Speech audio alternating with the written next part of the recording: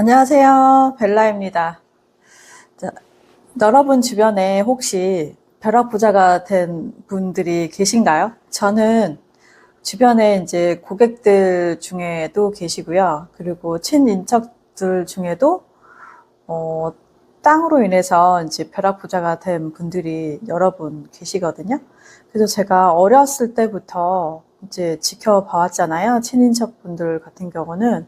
그래서 벼락부자가 되는 그 과정을 지켜봤었는데, 아, 저도 이제 가능성이 있겠구나, 이런 생각이 들었고, 또 한 사업을 20년 정도 하다 보니까 주변에서 어떻게 해서 벼락부자가 되었는지를 직접 목격하게 되었습니다.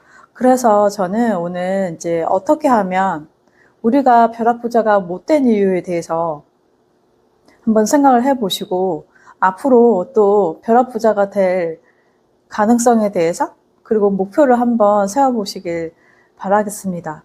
이제 벼락부자가 된 이제 경우를 살펴보니까 그분들이 어떻게 이제 벼락부자가 됐는지 제가 이제 생각을 해봤거든요.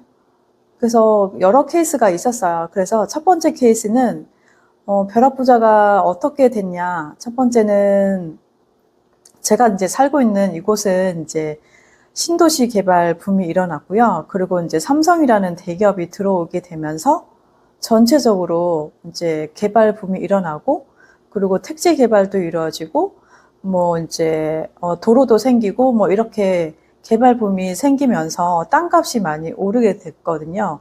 그러면서 저의 이제 친척분 중에 그 분은 이제 그 전부터 이렇게 뭐가 들어온다던가, 뭐가 이제 개발이 된다던가 그 소식을 듣고 이제 돈만 벌면 이제 땅을 사기 시작을 했었거든요.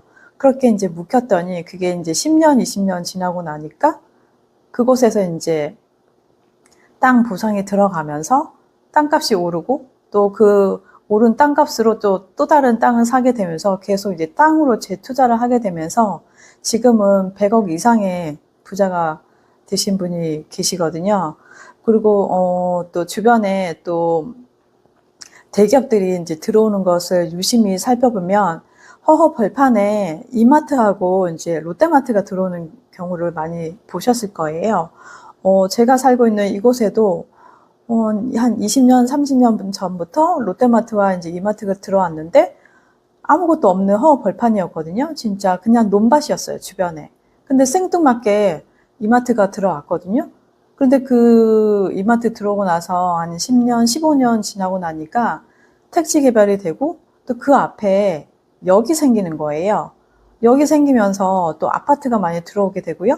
그리고 이제 다른 건물들도 들어오고 이제 빌딩도 들어오게 되면서 땅값이 폭등하게 되는 것을 직접 눈으로 경험을 했습니다.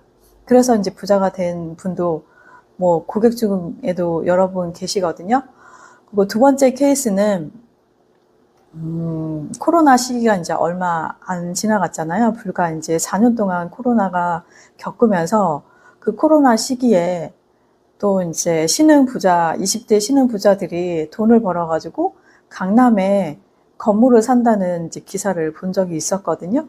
그 당시에 이제 뭐 코로나 시기 때 이제 방역 지침 때문에 문 닫는 가게도 많았지만 또 한편으로는 그 당시에 또 돈을 엄청 벌어가지고 그 강남의 비싼 그 빌딩들을 사들이기 시작했단 말이에요. 도대체 그 사람들은 어떻게 돈을 벌었냐? 그때 코인 투자를 했던 겁니다. 비트코인도 많이 올랐었고요.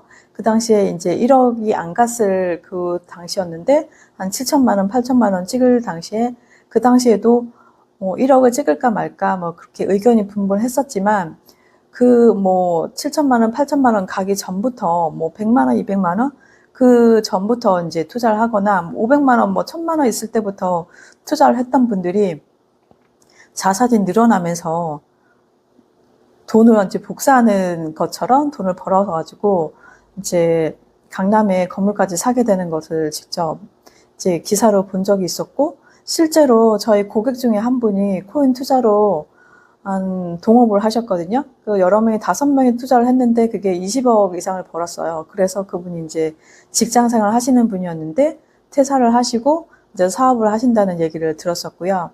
또 세 번째는 저는 이제 주식으로 인해서 돈 번 분들을 또 봤었고 또 직접 제가 경험을 했었습니다.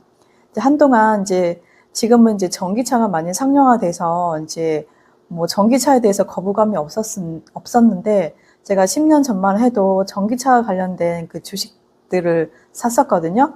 에코프로라는 종목이었는데 그 에코프로라는 종목이 전기차 이제 배터리 관련된 주식으로 이제 폭등을 하게 되면서 제가 아는 분 중에 그분도 그 종목 하나로 인해서 10억 이상을 벌어가지고 이제 수익을 많이 본 케이스가 있으시고요.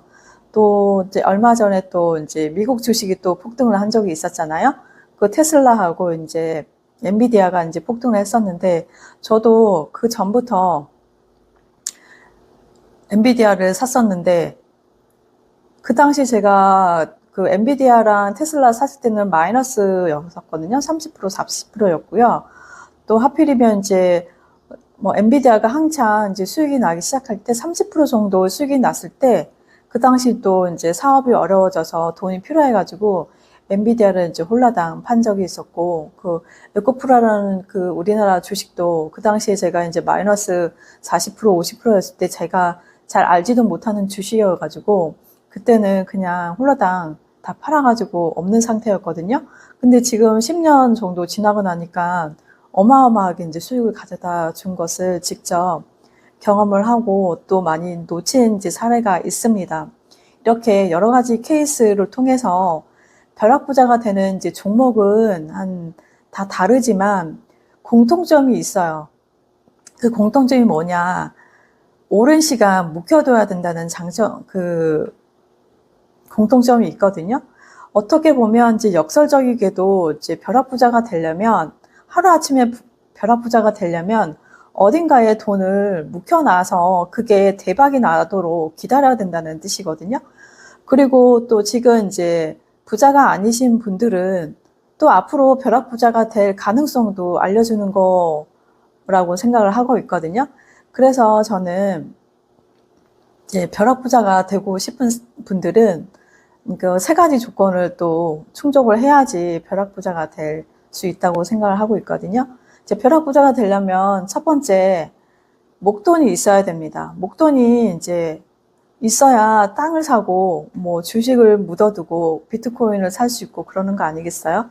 만약에 이제 땅 같은 경우는 목돈이 이제 필요하지만 이제 뭐 주식 같은 경우는 요즘은 적립식으로도 살 수가 있기 때문에 그것을 꾸준하게 이제 사서 쌓아두는 것을 이제 권장을 하고요. 두 번째는 확신이 없어서 오래 묵히지 못하는 이제 그런 것도 있잖아요.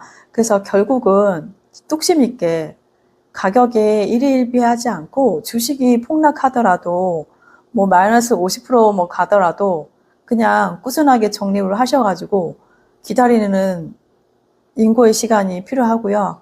세 번째는 당장 써야 하는 생활비가 아닌 여유자금으로 이제 투자를 해야 오랜 시간 기다릴 수가 있거든요. 그래서 저는 이제 벼락부자가 못 된 이유가 세 가지 다 있었던 것 같아요.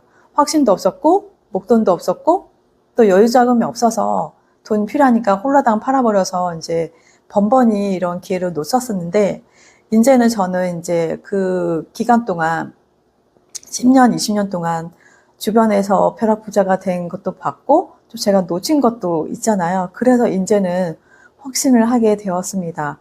이제는 이제 조바심 내지 않고 저는 이제 목돈이 없지만 적립식으로 이제 저는 미국 주식으로 벼락부자가 되어보려고 합니다.